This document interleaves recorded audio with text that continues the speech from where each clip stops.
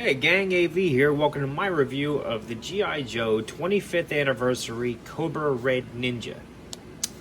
Here he is in the packaging. As you can see, he is a blister carded figure on a retro styled card with the foil accents there for the G.I. Joe logo up at the top, as well as the trim of the card itself. This was one of the earlier releases of the 25th Anniversary line.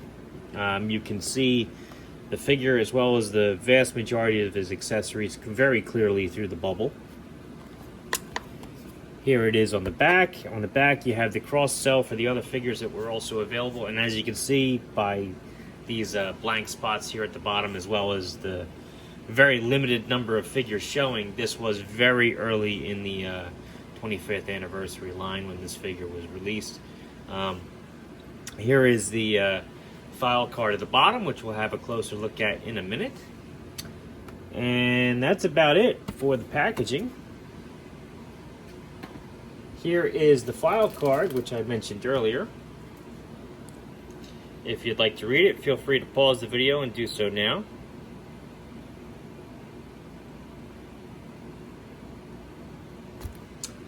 Alright, and now without further ado, here is the figure himself, with all of his accessories stored on him.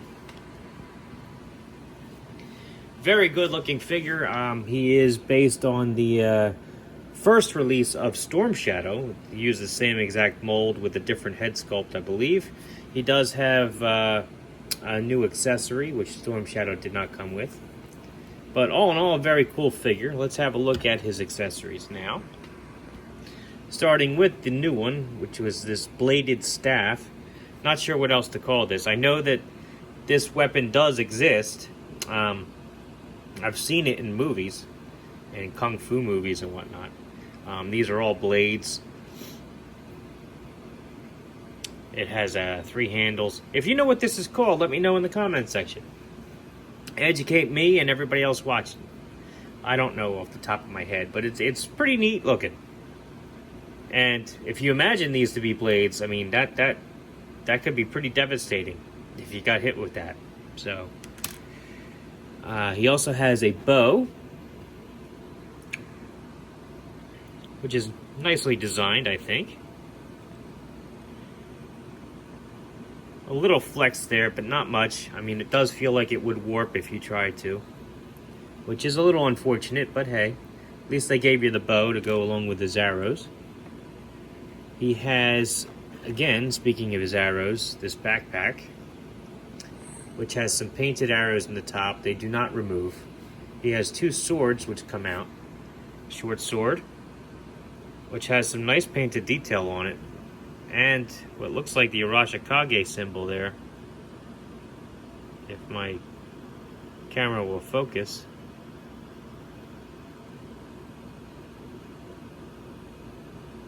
Not sure how well that's coming out across on the feed, but it looks like the Arashikage symbol there on the blade, which is very cool. Long sword, which again looks like it has the same symbol there on the blade.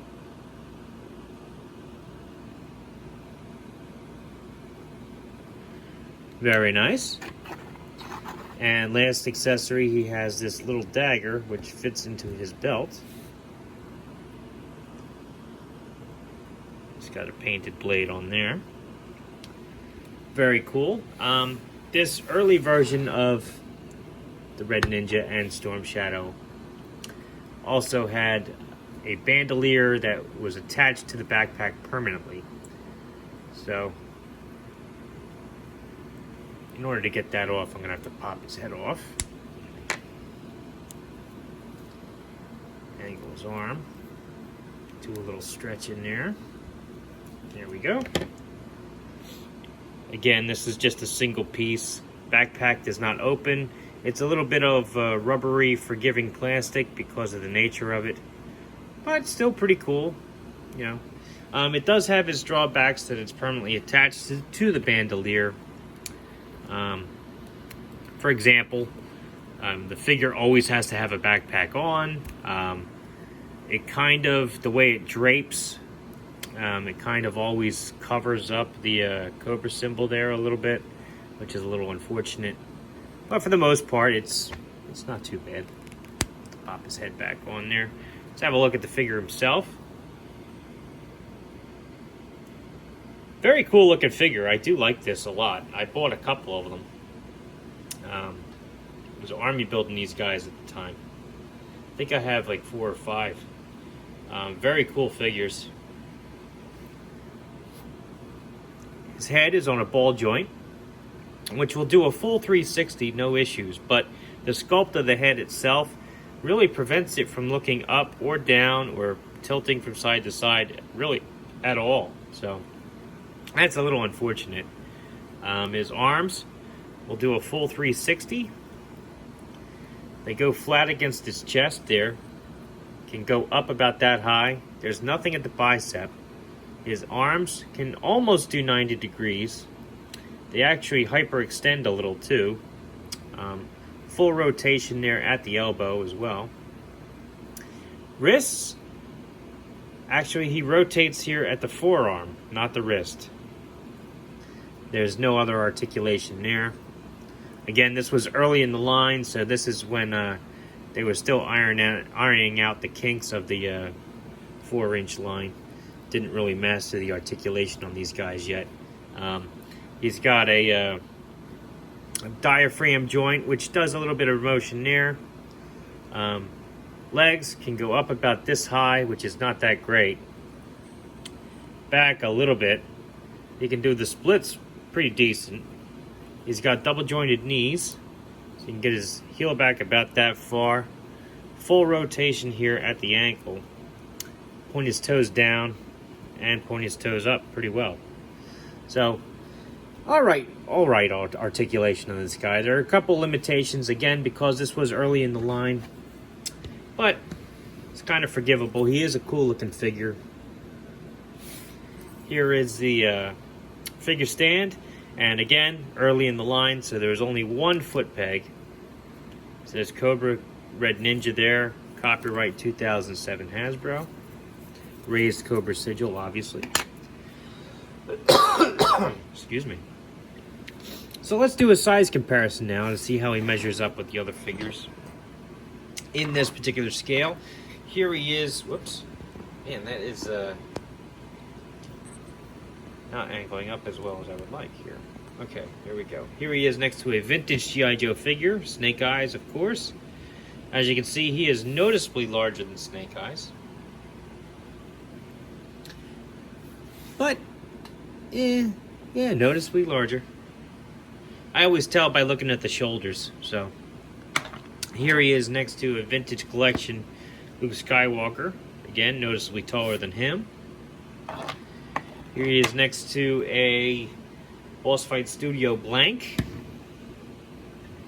who's actually a little taller than the Red Ninja.